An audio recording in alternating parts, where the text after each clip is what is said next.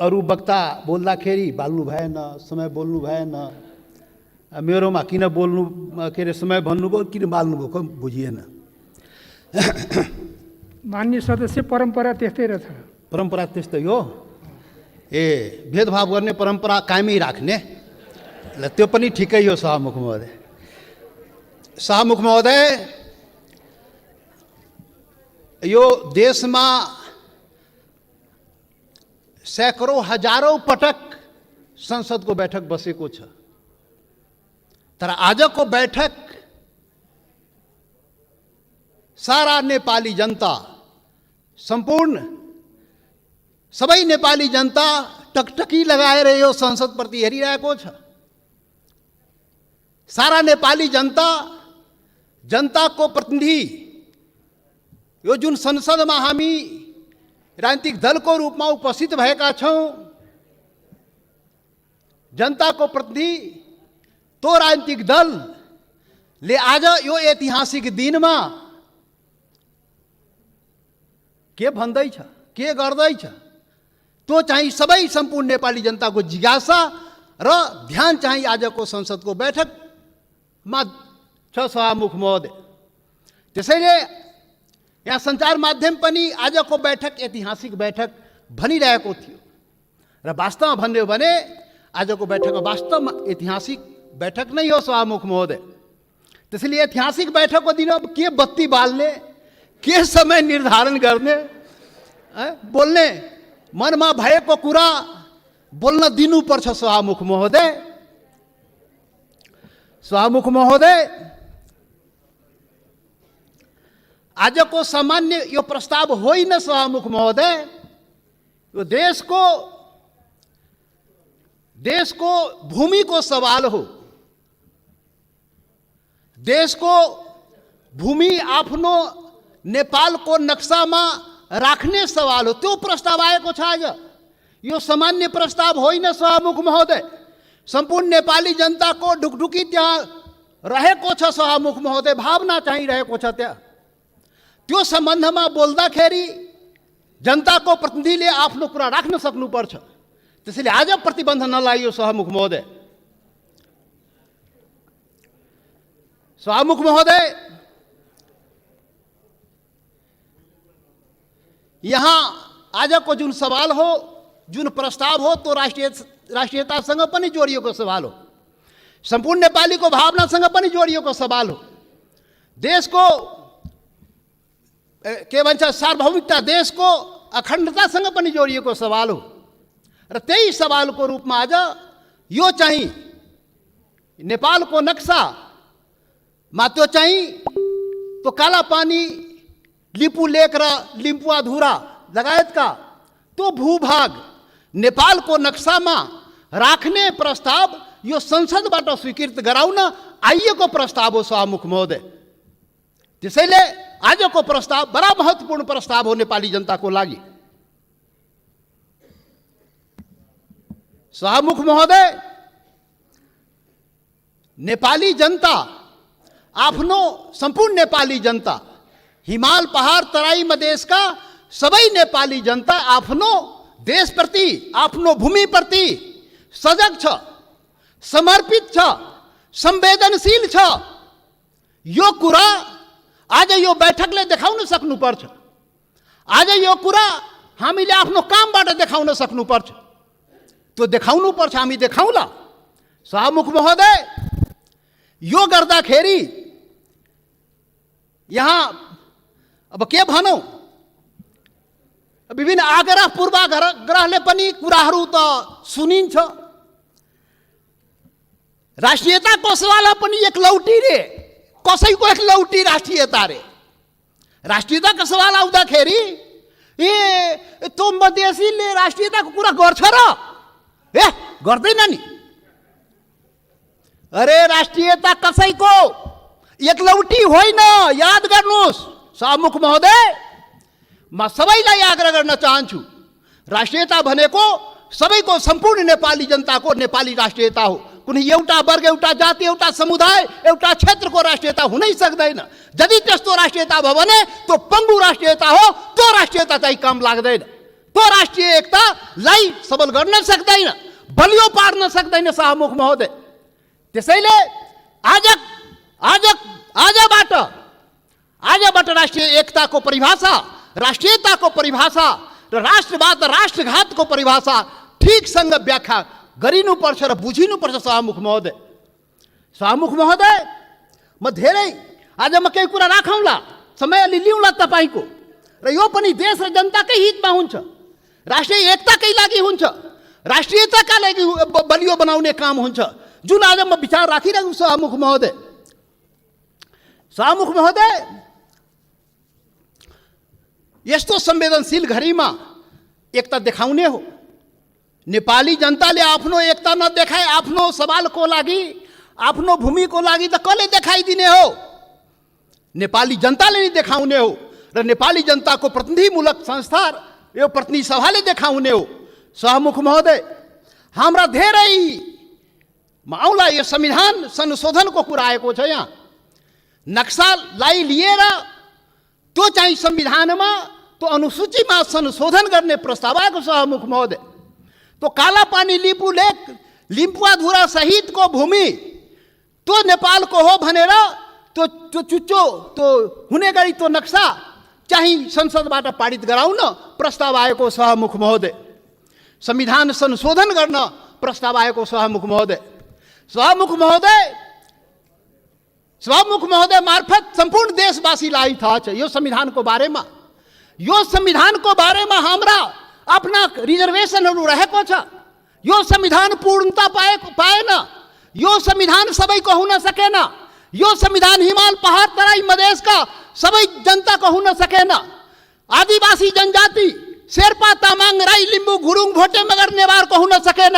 मधेसीको हुन सकेन, थारूको हुन सकेन, दलितको हुन सकेन, शोषण उत्पीडन परेको जनताको हुन सकेन। उसले आफ्नो भावना राखिरहेको छ, रिजर्भेसन राखिरहेको छ।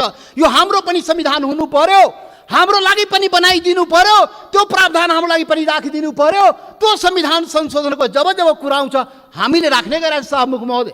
आज पनि संविधान संशोधनकै सवाल आएको छ प्रधानमन्त्रीजी। शाहमुख महोदय, तपाईँ मार्फत प्रधानमन्त्री सौभाग्य आज बसिराख्नु भएको छ, प्रत्यक्ष रूपले सुनिराख्नु भएको छ। हामी त्यो संशोधनको जब कुरा आउँछ संविधानको त भन्दाखेरि नै हामी भनेको थियो यो सबैको लागि संविधान बनाउनुहोस् है। विगतमा त्यत्रो आन्दोलन भयो, यो देशका आदिवासी जनजाति मधेसी थारू लगायत दलित सबैले आन्दोलन गरेको छ। त्यो संविधानमा सबैको भावना राखियोस् है हामी भनेका थियौँ। तपाईँहरू सहमति गर्नुभएको थियो शाहमुख महोदय। यो देशको ठुला पार्टी काङ्ग्रेस, कम्युनिस्ट, माओवादी जतिका के भन्छ एमाले माओवादी सबैले सहमति गरेका थियो। यस्तो संविधान बनाइन्छ र अब यो मुलुकमा विभेद हुँदैन। अब संघीय लोकतान्त्रिक गणतन्त्र आउँछ, सबै नेपाली बराबर हुन्छ, कुनै समुदाय कुनै वर्ग कुनै क्षेत्रप्रति केही अन्याय हुँदैन भनेर भनिएको थियो, सम्झौता गरिएको थियो। तर बन्दाखेरि त्यो भएन। त्यो पीडा त भन्न पाइन्छ नि अहिले संविधान संशोधन गर्ने बेलामा। हामीले त भने हो शाहमुख महोदय, जब प्रधानमन्त्रीले नक्सा बनाउनु भयो हामीले भनेको थियौँ राम्रो गर्नुभयो। नेपालको भूमि फिर्ता ल्याउने कुरा जुन गर्नुभयो, नक्सा बनाउनु भयो, राम्रो गर्नुभयो। सर्वदलीय बैठकमा हामी सबैले एकमतले सरकारलाई प्रधानमन्त्रीलाई हामी भन्यौँ तपाईँ अगाडि बढ्नुहोस्, यो चाहिँ भूमि चाहिँ नक्सा बनाएर मात्रै हुँदैन, फिर्ता ल्याउने पनि कुरा गर्नुहोस् है प्रधानमन्त्रीजी। नक्सा बन्यो। आज संसदबाट के भन्छ अरे संविधान संशोधन समेत गराएर अनुसूचीमा राख्ने कुरा भएको। जब संविधान संशोधनको सवाल आउँछ त्यति बेला हामीलाई त्यो पीडा हुन्छ, किनभने यो संविधानको लागि, यो संविधानको अपनत्वको लागि सैकड़ों जनता चाहिँ जान गुमाएको छ, बलिदान दिएको छ शाहमुख महोदय। त्यो पनि राष्ट्रियता हो, त्यो पनि नेपालको जनताको राष्ट्रियता हो, त्यो पनि आफ्नो हक अधिकारको लागि जान गुमाएको छ, सङ्घर्ष गरेको छ, आन्दोलन गरेको छ शाहमुख महोदय। त्यसैले शाहमुख महोदय जब संशोधन कुरा आउँदाखेरि त्यो कुरा पनि हामी राख्ने गरा। त्यसैले हामीले भनेका थियौँ शाहमुख महोदय प्याकेजमा ल्याइदिनुहोस्, यो त्यो कुरा पनि ल्याइदिनुहोस् न, जो हामीले उठाएका सवालहरू पनि त्यो पनि ल्याइदिनुहोस् न, सँगसँगै ल्याइदिनुहोस् न। अनि राम्रो हुन्छ। अनि राष्ट्रिय भूमि मात्र होइन, जनता पनि राष्ट्रियता हो नि त। भूमि मात्रै होइन, जनता समेत भूमि र जनता मिलाएपछि राष्ट्रियता हुन्छ। जनताको सवाल पनि ल्याइदिनुहोस् न भने आग्रह गरे हो, बिन्ती गरे हो शाहमुख महोदय। तर खोइ आएन। मजबुरन हामी चाहिँ छुट्टै के अरे प्राइभेट बिलको रूपमा यहाँ ल्याउनु पर्यो शाहमुख महोदय। अब पछि विचार होला सायद। अब यो यो 7औं संविधान शाहमुख महोदय, 6वटा संविधान त नाश भयो मुलुकमा। 70 वर्षमा 7वटा संविधान, 6वटा संविधान यही कुकर्मले गर्दाखेरि, यही गतिविधिले गर्दाखेरि समाप्त भयो। जनताको माग अनुसार समय सापेक्ष संशोधन भएन भने संविधान जाँदो रहेछ। त्यसैले यो 7औं संविधान, संघीय लोकतान्त्रिक गणतन्त्रको संविधान बडा मेहनतले, त्याग बलिदानले नेपाली जनताले ल्याएको छ। त्यसले यो संविधानको रक्षा हुनुपर्छ। रक्षाको लागि त्यसमा समय सापेक्ष जनताको माग अनुसार सुधार परिवर्तन गर्नुहोस्। बाइबल कुरान गीता नबनाउनुहोस्। अब प्रधानमन्त्रीले उचित आवश्यकता भन्नुहुन्छ, खोइ कहिले उचित आवश्यकता आउने थाहै छैन। अब खोइ कसरी हुन्छ हो, त्यो भएन शाहमुख महोदय। त्यसैले आजको दिनमा त्यो याद गर्न, रिमाइन्ड गर्न खोजेको, सम्झाउन खोजेको यो संविधान संशोधनको सवाल आउँदाखेरि त्यो जनताको, त्यो हिमाल पहाड तराई मधेसका जनताको भावनालाई पनि सम्झिदिनुहोस्। सम्पूर्ण म भने थिएँ पहिलो दिनमा, पार्टी ठुलो भयो, दिललाई ठुलो बनाउनुहोस् प्रधानमन्त्रीजी भने थिए, प्रचण्डजी भन्ने थिए। तपाईँ दुईजना शीर्ष नेतालाई दिल ठुलो बनाउनुहोस्, त्यो दिलमा सम्पूर्ण नेपालीलाई समेट्नुहोस्, हिमाल पहाड तराई मधेसका सबैलाई समेट्नुहोस् र सबको नेता बन्नुहोस्, सबको संविधान बनाइदिनुहोस्, त्यो भने थिएँ। तर आजसम्म त्यो काम भएन। अब होला कि आज जुन यो संवेदनशील समयमा पनि हामीले कुरा उठाइरहेकोमा अब हुन्छ। त्यसैले शाहमुख महोदय, सबै असन्तुष्टिका बावजुद हाम्रो पुरै असन्तुष्टि छ संविधानप्रति, हाम्रो अधिकारप्रति, पहिचानप्रति, यो देशको जनताको अधिकार र पहिचानप्रति, हिमाल पहाड तराई मधेसको जनताको अधिकार र पहिचानप्रति, उसको समानता र विभेद के विरुद्धमा यो विभिन्न कुराहरू, हाम्रा रिजर्भेसन छ, हाम्रा असन्तुष्टिहरू छ। तर पनि आज जब देशको सवाल उठेको छ, राष्ट्रियताको सवाल उठेको छ, हाम्रो भूमिको सवाल उठेको छ, यो अवस्थामा सबै असन्तुष्टिहरूलाई थाती राखी जनता समाजवादी पार्टीले यो प्रस्ताव, जुन यो नक्सा सम्बन्धी प्रस्ताव जुन आएको, त्यो प्रस्तावलाई जनता समाजवादी पार्टीले सहर्ष समर्थन गर्दछ। त्यसलाई हामी सर्वसम्मत रूपले समर्थन गरेका छौँ। शाहमुख महोदय, याद रहोस्, हाम्रा असन्तुष्टि हिमाल पहाड तराई मधेसका जनता, तो शेर्पा तामाङ राई लिम्बू गुरुङ भोटे मगर नेवार थारू मधेसी दलित, तो जनताको भावनालाई बुझिदिनुहोस्। यसरी देश चल्दैन त्यति मात्रै भन्ने हो शाहमुख महोदय। यसरी देश नचलाउनुहोस्, यो सबैको देश हो। राष्ट्रियता भनेको सम्पूर्ण नेपालीको जनताको मनमा आफ्नो देशप्रति भावना छ र त्यही भावनाको यहाँ प्रतिबिम्बित यहाँ भएको छ। जति असन्तुष्टि भए पनि जब देशको सवाल आउँछ हामी एकजुट भएर उभिन्छौँ। आज हाम्रो बारेमा त अनुहार हेर्ने बित्तिकै मधेसी, यो त राष्ट्रघाती नै होला, यो त मधेसी, यो त विदेशी नै होला, यो त भारतीय नै हो भनेर कुण्ठाबाट भरिएका नस्लीय चिन्तन बोकेकाहरू आजदेखि त्यो हटाइदिऊ। नेपाली सीमाको रक्षा प्रत्येक मधेसी सेना भएर सीमाको रक्षा गरेको छ। शाहमुख महोदय, नेपालको सेना त्यहाँ बस्नु पर्दैन। मधेसी जनता त्यो सीमाको रक्षा गरेको छ, इमान्दारीसँग गरेको छ। तपाईँ विभेद गरे पनि, तपाईँ अन्याय गरे पनि, सरकारले विभिन्न प्रकारले उसलाई पीडा पुर्याए पनि आफ्नो सीमाको रक्षाको लागि लडेको छ, मरेको छ। त्यसैले शाहमुख महोदय, अब यो जनता समाजवादी पार्टी, अब भर्खर हामी एकता प्रक्रियामा पुरा पनि भएको छ, निर्वाचन आयोगमा गएको छ। एक भइसकेर यो वैकल्पिक शक्ति निर्माणको लागि, राष्ट्रिय शक्ति निर्माणको लागि हामी प्रक्रियामा अगाडि बढिसक्यौँ शाहमुख महोदय। अब अन्तमा शाहमुख महोदय, अब तपाईँ लाइन त नकाट्नु होला, अब अन्तमा आइसके। शाहमुख महोदय, एउटा कुरा देशवासी जान्न चाहन्छ, ल यो फेरि राष्ट्रघाती यो देशमा हुने हो कि? यो राष्ट्रघाती को हो यो देशमा? पहिचान गर्नु पर्यो। यो राष्ट्रघाती हो को यो देशमा? देश बेचुवाहरू को हो? अरे देश बेचुवाको खोजी हुनुपर्ने नेपाली जनताले त्यो पनि खोजिरहेको छ। अरे त्यो त हाम्रो छँदै थियो नि, त्यो जमिन, त्यो काला पानी लिपु लेक लिपुवा धोरा सहितको नक्सा त नेपालको नक्सामा त थियो 58 वर्ष पहिले। अरे कुन देश बेचुवाले देश बेच्यो? श्वेत पत्र खोइ जारी गरेको? श्वेत पत्र जारी गर्नु पर्दैन? टुडी खेलमा राष्ट्रघातले झुन्ड्याउनु पर्दैन ढाकछोप गर्ने?